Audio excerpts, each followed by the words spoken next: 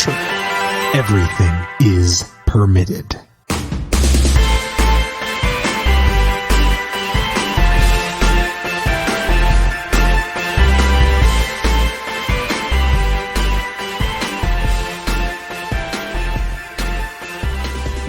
Welcome to a very special episode of EIP. I'm your host, Brittany Tomes, alongside my co-hosts, Julian and Matt, and we are interviewing today the wonderful Mary Kenney. She's a writer, author, game designer, bicon, and also lovingly referred to as the writer of one of the, quote, gayest scenes in video game history.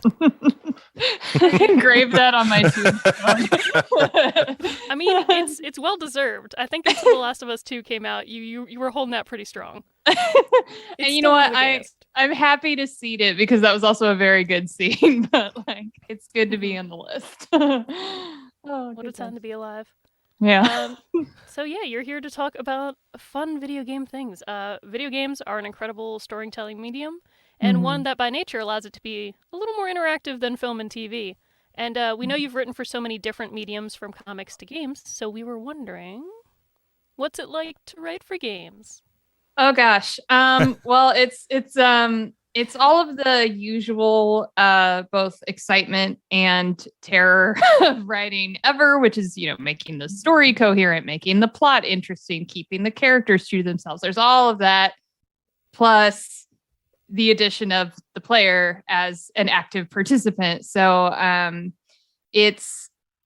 think that's why it's so exciting, is that people aren't just passively watching and even thinking about the media. It's also the piece of art that they're interacting with. They're also, what would I do? What do I care about? Why am I doing this next thing? The fact that they get to be the driver is what's really exciting about it. And I personally and have, since I was a little kid, enjoy video games more than movies or TV. Like, I like being in the driver's seat. So getting to write that is really exciting, and continuing to make those experiences for people going forward is exciting stuff. You get to do all the fun hard work. Yay. Yeah. Love that for me. No, it's awesome though. Mary, have you always loved games, or is it something you came into later on? I've loved games since I was a little kid, but I kind of took a break from them. So I would say I played my first video game when I was 9 or 10. It was the first Neverwinter Nights game from BioWare. Mm-hmm. And I fell in love with it. It's all I wanted to do for an entire summer. I was writing fanfic. I was writing, it was a lot. I got very into it. And from then on was playing video games all the time for the reasons I said. I really liked being in the driver's seat. I really liked being a participant in all these worlds. But then around the time I hit high school, I kind of took a break, because short answer, because I was busy doing a lot of other things. And I didn't really come back to them until college, my freshman year of college. My then boyfriend, now husband, bought Dragon Age Origins, and I saw him playing it. Yeah, and I saw him playing it. I was like, move aside, because you're making bad decisions. So I'm gonna make them now. So that kind of sucked me back in, and I've been playing since. And then obviously, I was thinking about video games so much, and I was pursuing a writing degree. I was like, maybe what if I comboed those? What if I write an RPG instead of just play it? Whoa! It's writing it along the way. Yeah. I love that. Just mentioning Dragon Age Origins, I had so many good memories. I'm very sad this is just a podcast, because I have so many, I have a new Dragon Age tattoo I want to show off for the people, but I can't. But you can show it anyway. Oh, nice. Snap. That's awesome. When'd you get that? I got it. There's a shop around the corner from my house, and I wandered in. I was like, look at all this. And he's like, I don't know what this is from. And I was like, I don't care. Can you draw it really good? Please. And he did. Yeah. I still love Shale from that game. He was always a favorite character of mine, even though I think he was a DLC, but Mm-hmm. No, agreed. Any character that's like kind of mean to me but warms up to me is Yep. that's Oh, that's absolutely my jam. It's funny because in real life I'm the opposite. If you're mean to me, I'm Oh. just like, you're a terrible person. But Oh, then you yeah, watch no, like a same. show and you're Video like, why do I games, like yeah, bring Catra it so more. much? Oh, Catra. Oh. I can crush them. Okay, sorry, I diverted us for a little bit there. Hey, no, you're good. Everybody loves Dragon Age. I was wondering, because, I'm a voice actor, from the VA end of things, I was interested in knowing how often you get to interact with VAs, because I know most of the time it's not like you're there near the booth, but I know that you have to do rewrites sometimes. So when you do projects, do you ever get to interact with VAs? Yeah, the short answer is I actually interact with them a lot. So I don't know if I've just kind of lucked out at my studios, but both at Telltale and Insomniac, I'm usually there with the actors, with the voice director. Either me or another writer on the project is there.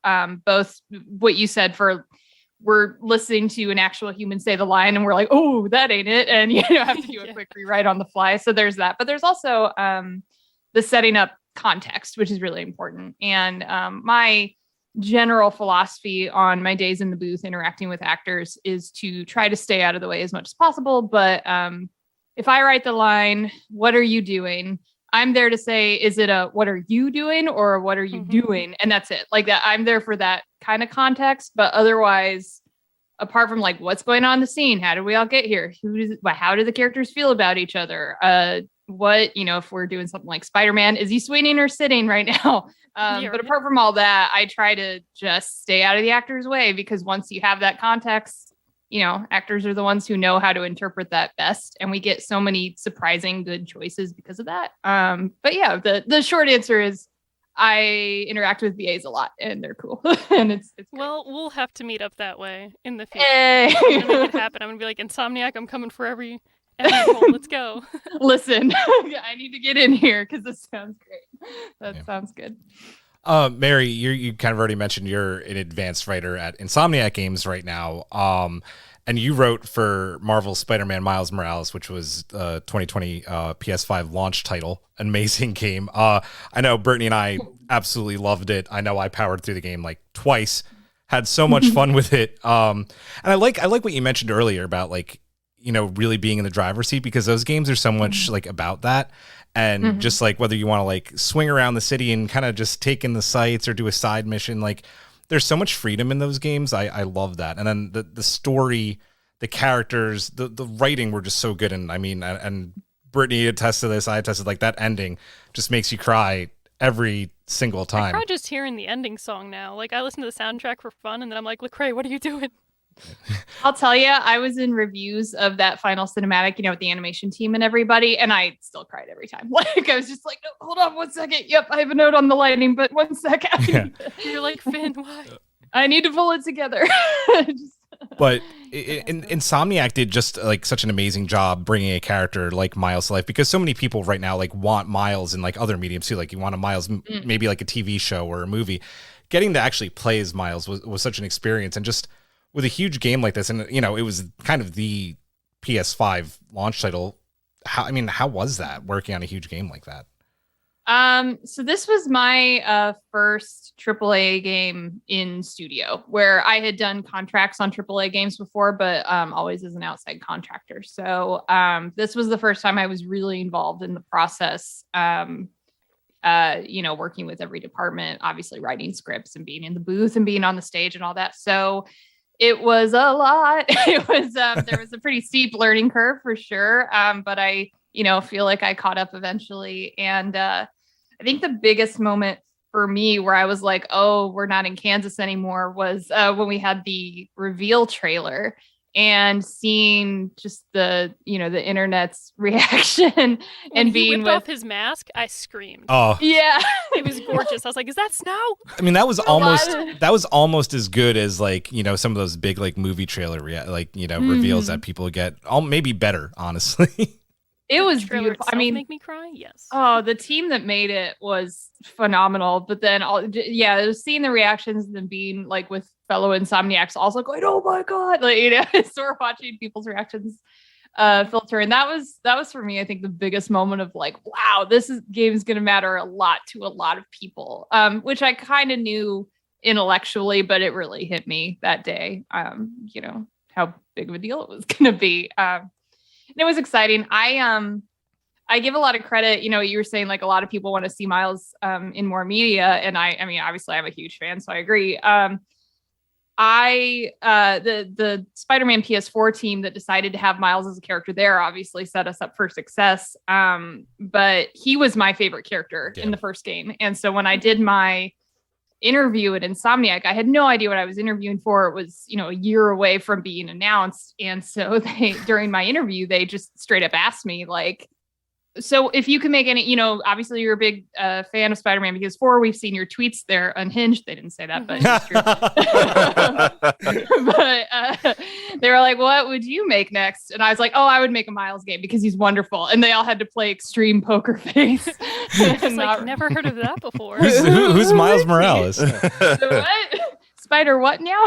Yeah, it was great. Like as you were making the game, you're talking about the impact and, how many people it was going to affect. I felt that way also when the character Haley pops up. I thought about that immediately. Like the game was so grounded in like the Black Lives Matter movement and just speaking so much life to like Harlem and everything that was going on at the time, especially went into this game. So I learned later on after playing the game for some weird reason that you actually created and pitched the fan favorite NPC Haley, who, if listeners don't know, is a local street artist who uses sign language. And I wanted to know what inspired you to create this character. Because I listened to the GDC talk, because I'm weird like that. I just listen to video game talks like while I'm at work in the background. And I do that I heard too. your name get dropped, and I was like, no way. Whoa. Yeah. So the inspiration for Haley was it was my first assignment. My first week at Insomniac was we want to do this set of quests set in Harlem. We want this to be the set of side quests where Miles falls in love with his new neighborhood. That was it. That was the prompt, is like whatever he's doing, he's falling in love with the neighborhood. So I came up with a list of characters who would be giving you these quests and needed help. And, I read a bunch of articles and I watched a bunch of videos, and I just kind of like absorbed as much Harlem culture as I could. I actually lived in Harlem for a while after college, but it was a few years out of date, my knowledge. So, I tried to update myself as much as I could. Like, is that bodega still there with the cat? Bodega cat. If only. So it was a combo of research and my own personal experience moving there after college by myself and living, in a tiny apartment with 5 musicians and, just pulling on all these different experiences.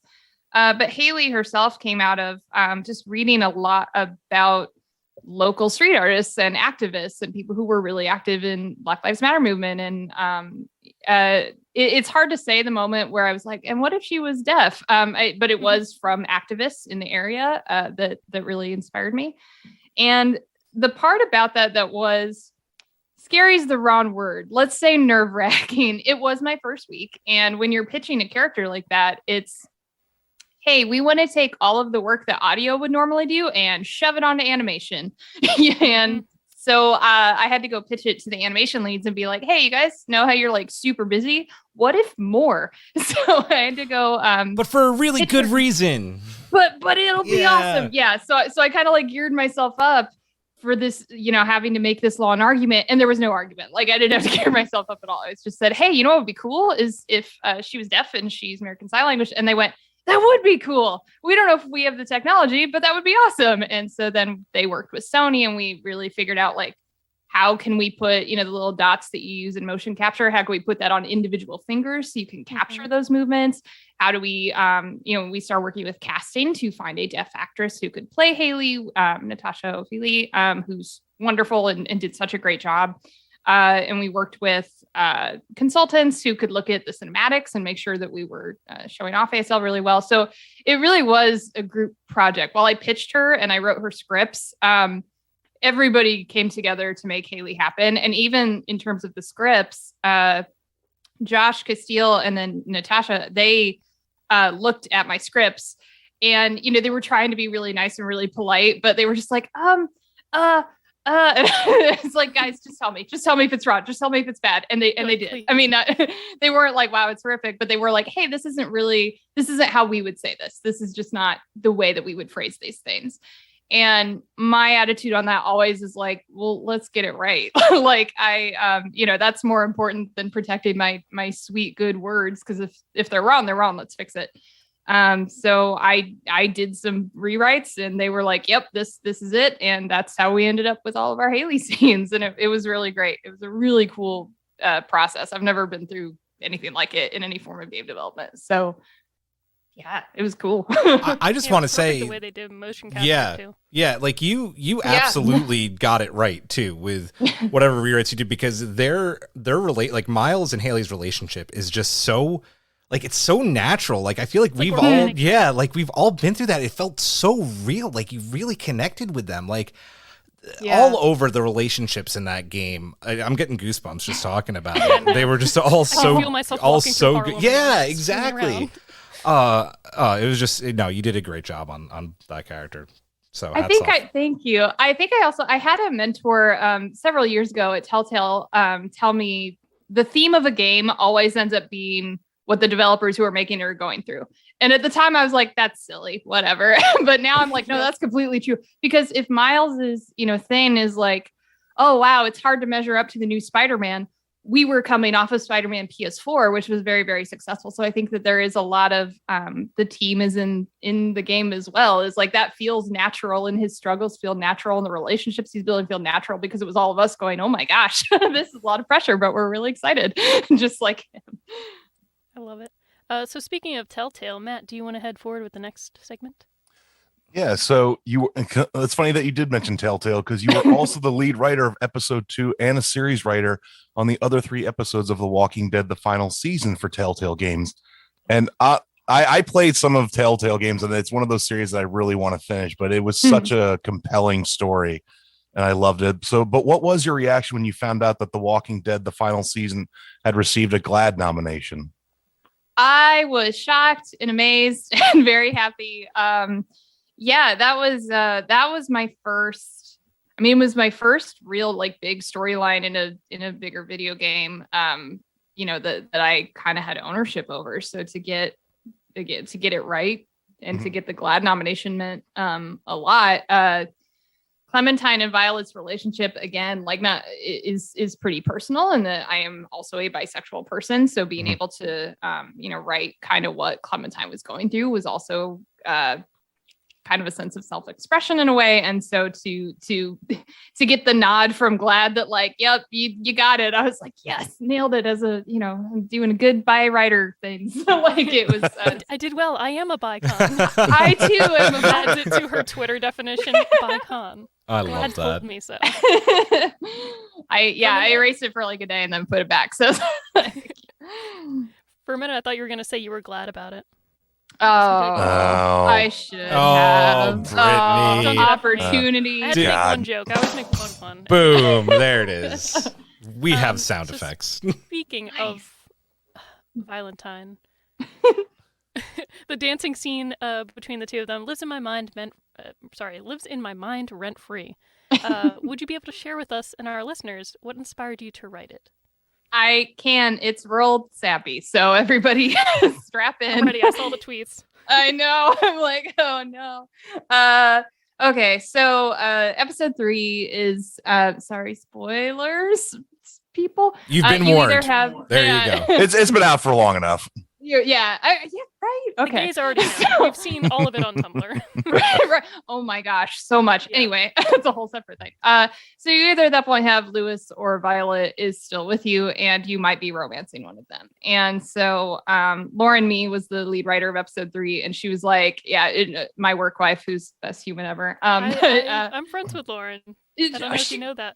I didn't know that. Oh my we met God, one time at a youth leadership conference, and that's how I didn't know either. And I was like, now you work for Insomniac? Like, what? Small world.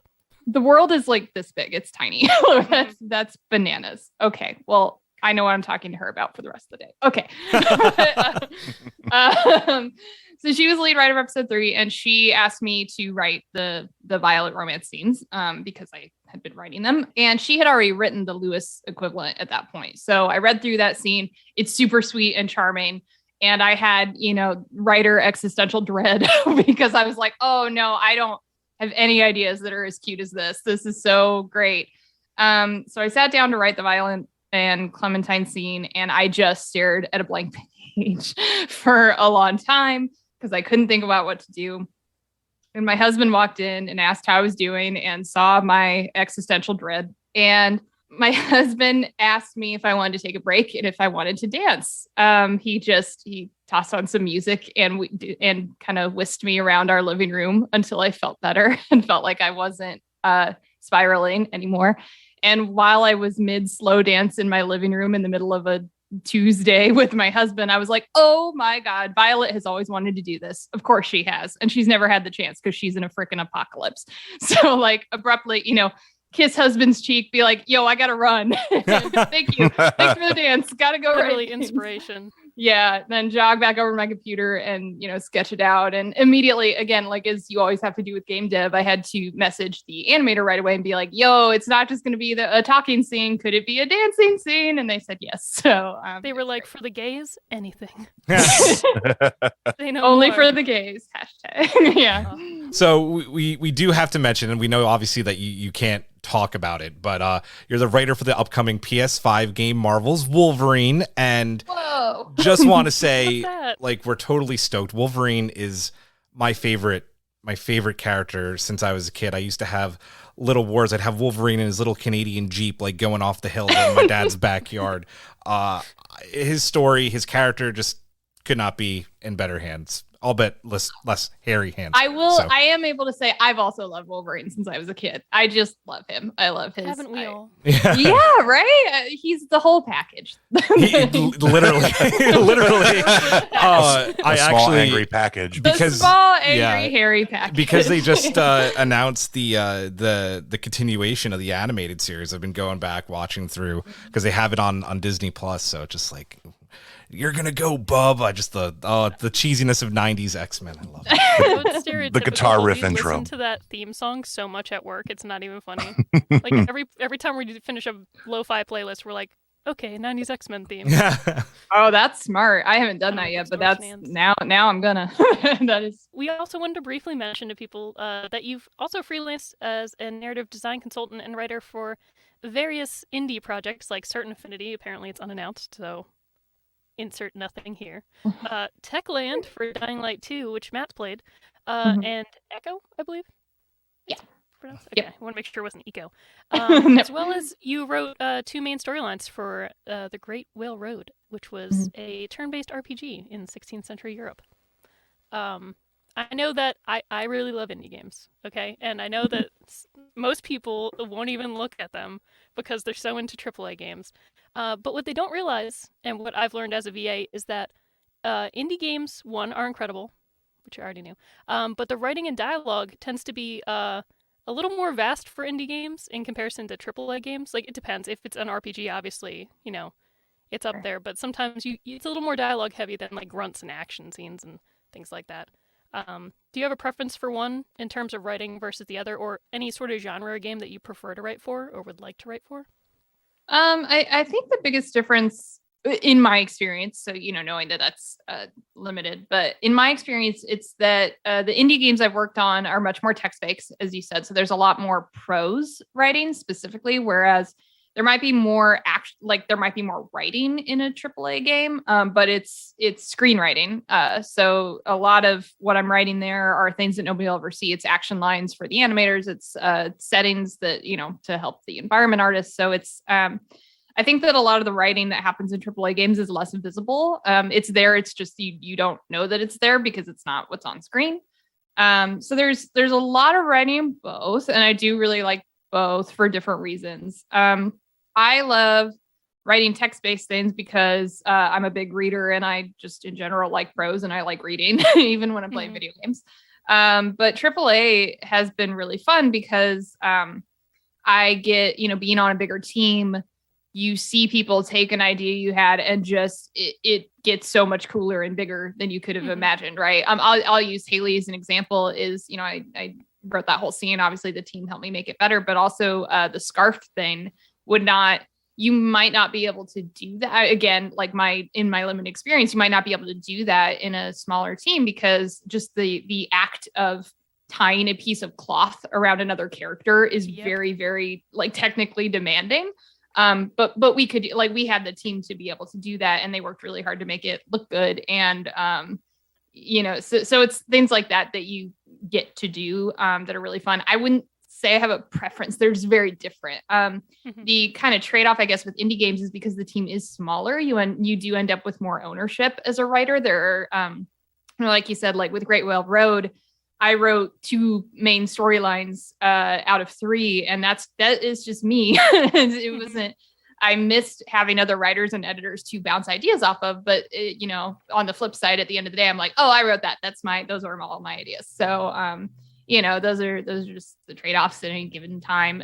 In terms of genre, it really depends on what the last thing I wrote is. I like to change a lot.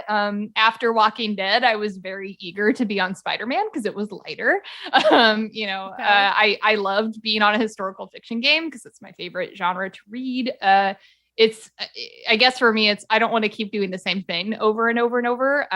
So if I just do a horror game, it's time for a happy adventure game. And if I just did a happy adventure game, I would maybe want to do something else. That's pretty much my preference. That makes sense. So you don't get, burnout happens regardless, but so you don't get too burnout on one specific genre. Not to mention the Spider-Man games, like, they're lighter, but there's like some heavy moments in those too. There's some heft for sure. Yeah, they don't let you off.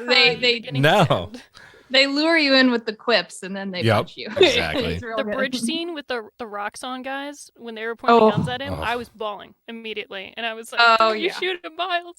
Oh, yeah. That scene, I worked on that with James Ham, who had so many good notes and thoughts on that scene. Yeah. Okay. Sorry, go ahead. Follow him on Twitter, too. You know everybody. I am just a nerd, and I'm one of those nerds that's, like, not creepy, I guess, so people are just like, oh, I can be mutuals with her. She's okay. She posts weird stuff. Yeah, I don't find you creepy at all, so you nailed it. You've passed the creepy test, Brittany. Nice. That's what we all must aspire to, so you nailed it. Mm-hmm. I have a question, Mary. I'm not gonna ask you about Dying Light 2 because I know it's been a while since you worked on it, but I'm curious just from listening to you talk, when you write certain things for certain characters that are established, do you kind of get to define like the character how you want, or are you kind of like confined a little bit? They say like they can't do certain things, or do you just get to like write what you would like and just try and pitch it to see if it'll work? Sure. Anytime you're working on IP, there are certain rules of the world and the characters that you need to honor and understand. Mm-hmm. For example, if I were trying to write a Miles storyline in which he just hates being Spider-Man entirely and refuses to do it, like, that's out of character. That's silly beans. Yeah. Like, nobody who likes Miles would enjoy that because they're like, this isn't our dude, So yes, there are certain rules, but I don't think they're unfair ones, if that makes sense. Like, you do want to write the character in the right way. If you wanted to do something totally original, then, you can go do something totally original. That said, though, especially with characters that have kind of a longer, they've been around a long time, there have been so many different interpretations of them by different writers that a lot of your job as a writer is figuring out, like, okay, what makes sense for our version of the character? What traits do we want to pull in? What pieces of the backstory do we want to pull in? What do we need to invent that's new? Kind of sifting through all of that while still staying to the core of the character is part of our job as well. For sure. Awesome. Yeah, that's really cool. I love hearing you talk about like kind of the behind the scenes stuff and all this. It's really interesting for me. It's game writing is cool. Mm-hmm. Game writing's neato. Yeah. Versus like something like Walking Dead, where we had Clementine, which is a character we inherited, but the other characters are all new. So that was just all original characters.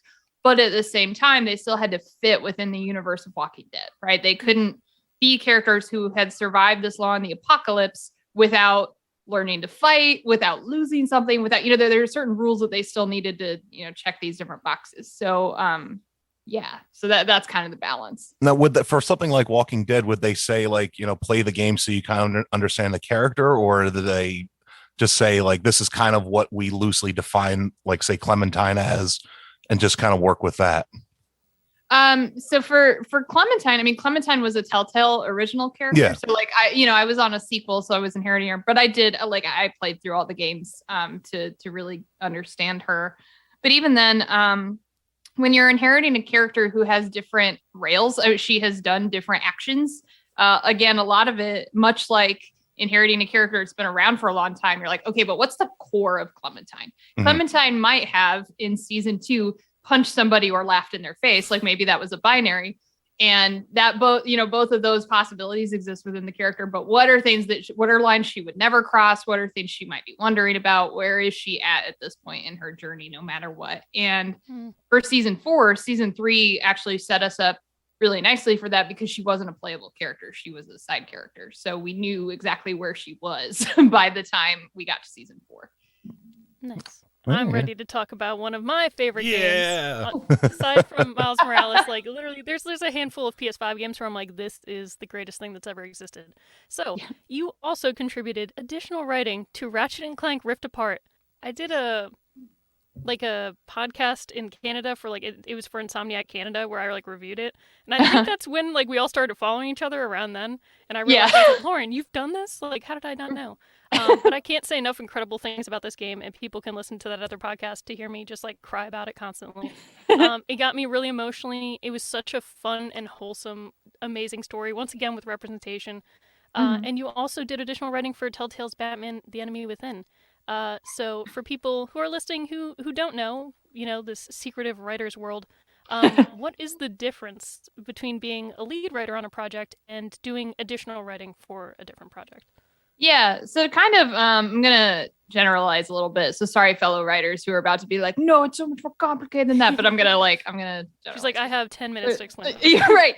There's lead writer who is really in charge of the overall story and the overall arcs and the overall, they've got that top-down view. And then you have either one or a herd of writers, that is the technical term, a herd of writers who are in charge of individual levels or individual characters, or they're handling a lot more of that micro. It's almost like having an episode writer in television. And then under that is where I would put, as I described it, additional writing, which is basically I swooped in and wrote something and then I left. So for Batman, it was I did a lot of the fake newspaper articles. I did a lot of the trophies. I did a lot of the Batcave collectibles, all of that fun side stuff. I did a lot of that on Batman, but I wasn't handling scenes or anything on Batman. And then in Ratchet and Clank, I wrote, I think 2 levels. Bleezar was one of them. Nice.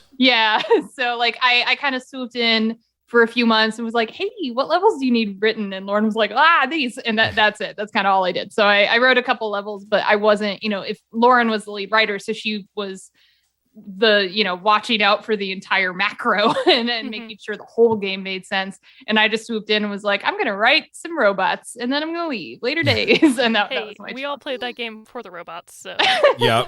And I just have to say, Ratchet and Clank Rift Apart has kind of been my my daughter's entry into video games. She asks me every day, and I have to say no sometimes because she has too many other projects, and it's 9 o'clock. I was like, Dad, can I play Ratchet and Clank?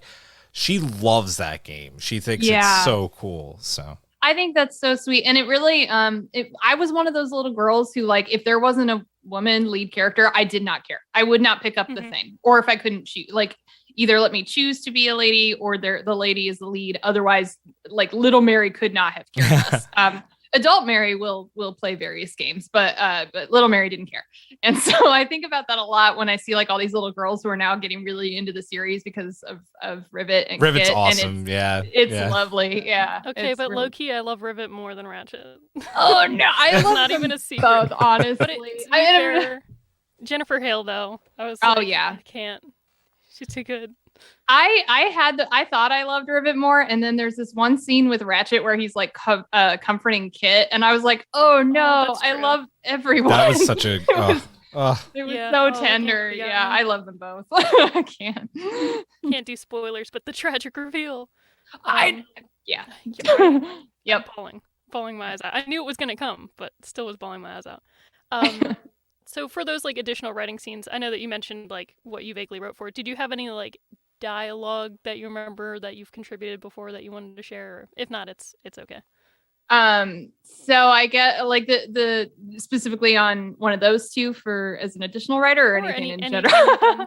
Any dialogue you like that you've specifically done for a game, we'd love to hear. I mean, probably my favorites at the moment, although like we'll see in the future, but my favorites are the final scene with Haley and Miles are adorable and I love them. Blizzar, getting to write the little bots that you're escorting was just really fun. Like, especially the one that wants to be your best friend was really, really fun. I cry about robots just when people talk about robots. Brittany wants to be a robot, low key. Yeah, like somebody says Blade Runner and I start tearing up. Like, it's not even funny. I mean, I'm with you. Like, I'm kind of, I turned 30 recently and I'm about to turn 31. So I'm like, you know what? I could just be a robot and it would be a lot easier. But anyway. Life would be easier. Yeah. All of the Violet and Clementine stuff means a lot to me. I guess again, kind of my first outing in self-expression, and I have a tattoo of them as well. So like it's a whole sitch. But right there. Those are probably my standouts now. But if you ask me again in a week, I'd be like, oh, I remember this other thing I did, and I like that too. It's always how it is. Yeah. I just remember when I finished the Ratchet and Clank game, I was looking at the writing team and I was like, of course Mary wrote for this. Of course Laura wrote for this. Like, I was like, everyone I love wrote for this game. What the heck? Well, and I really do have to give credit because, like, I mean, Lauren, me, and Justin Fennessy and Nick Folkman really, like, kind of were, leading the charge for the narrative team on that. And were so phenomenal to where it was really easy for me to swoop in for, like, 3 or 4 months and just be like, how can I help? And they said, oh, we have so many ideas. And I was like, great, I'm going to be quippy and wholesome for 10 minutes and then I'm going to leave. They were wonderful. What the game needed. Yeah. So this is like kind of the big topic, I guess. We wanted to mention that you are the author of Gamer Girls, which is an upcoming YA nonfiction novel releasing in June of 2022. That's kind of soon. Yeah. Ooh. It's about the women who built the video games industry. Could you tell us a bit about that? This is where you can shamelessly plug this incredible. I've been so humble up till now. Now's the time to finally let loose. Drop humble at the door when you're on our podcast. You got to be like, you need to buy this now. So it's a book of 25 profiles of women who really like shaped the video games industry as we know it, but aren't necessarily household names, even though they like totes magotes should be. These are women who were working in games in the 60s, 70s, 80s, and 90s. There are a couple that were in the early 2000s, but largely it's 70s and 80s. And I mean, it's people like Danielle Button-Berry and Donna Bailey and Amy Hennig and Muriel Tramis and just all these women who were seeing trends and making games that fit those trends and shape those trends really, really early. So like, for example, Danielle Button-Berry was one of the first people to be like, MMOs, they seem like they're a thing. and made games that were MMOs so it was a fascinating book for me to do because it's these 25 profiles that really I got to dive into the history of video games and women making video games and what they faced and what they overcame and what they were excited about and what they were passionate about. And it really made me feel connected to this bigger, longer story and legacy of video games than just, I think it's easy for us, it's a very tech driven industry. And it's easy for us to just feel like this industry is only as old as the latest console version. Whereas it's like, no, we've been facing a lot of the same questions and problems since the 70s. And we're still trying to figure it out, and it was really cool to do. The idea for the book came about from talking to high school girls who were at a coding camp and a game dev camp. And they had asked me a lot of really good questions about the industry, but then they started asking me questions about Gamergate and specifically like, how have people not driven you out of the industry yet? And it really broke my heart. And I wanted to write a book that was like, look, I know there's a lot of bad stuff in the industry too, and we need to continue to fix it and talk about it, but there's also a lot of really good stuff here too. Like there are also careers here and passions here and people winning as well. It's not just the loss and the horror and the harassment. It's also the wins and the ship dates and all this, all of the exciting stuff that's in video games as well. Listen, any game that ships out is a victory. Oh my God.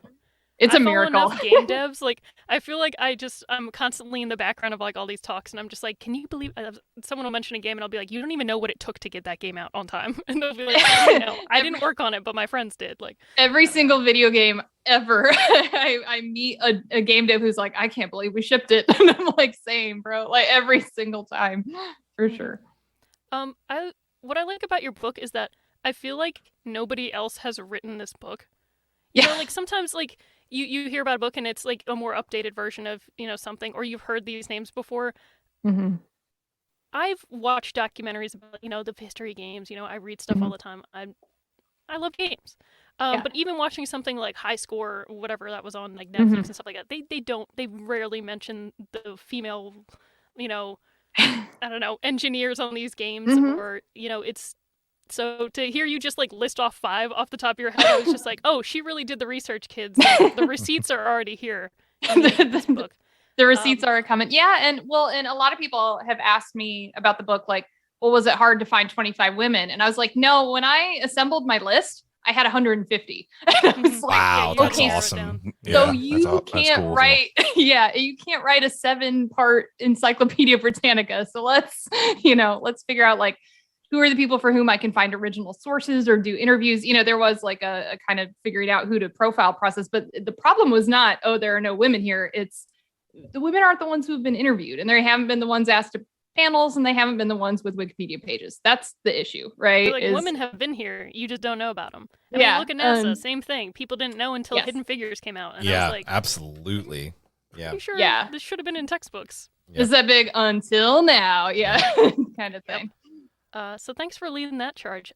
Before you head out, because I know you're busy, and thank you so much for joining us, where can our listeners find you? This is once again a shameless plug. Tell us your any not NDA upcoming projects you want to promote. I guess your book is probably the best. I think we've talked about everything that isn't under an NDA. So classic. The easiest place to find me is Twitter, my homeland. You can find me at Mary Kenney News. Which that, by the way, that handles because I used to be a journalist, not because I think I'm an important enough person. But there's like news. I thought it was Mary News, like you just know.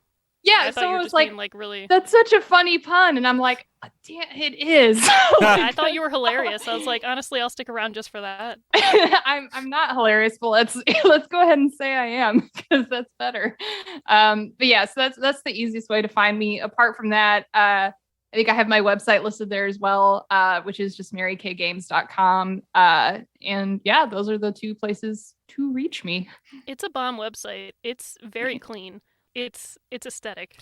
Clean websites are few and far between these days. So yeah. The hidden benefit of not having any artistic skills is that I don't try to fill it with stuff. It just looks very professional. I'm just like, man, I need a voiceover website like this. This is very clear cut. Thank you. So thank you so much for taking time out of your day to talk to us about your work. We wish you all the best with your upcoming projects and look forward to the release of Gamer Girls. I'm literally making all my friends read it. So thank you. Thank you so much. Thank you, Mary. Yeah, thank you, Mary. Thanks for having me.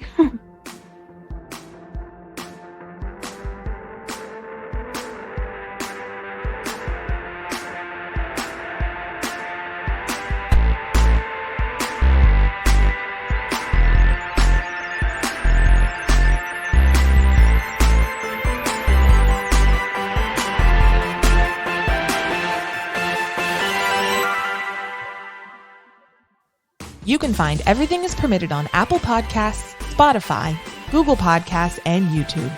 Everything is Permitted is produced by Rob Bigliaccio, Nikki Veazey, and Geneva Stein-Shivers. Our executive producers are Michael Cox, Brittany Tomes and the Tomes family, and Julian Brown.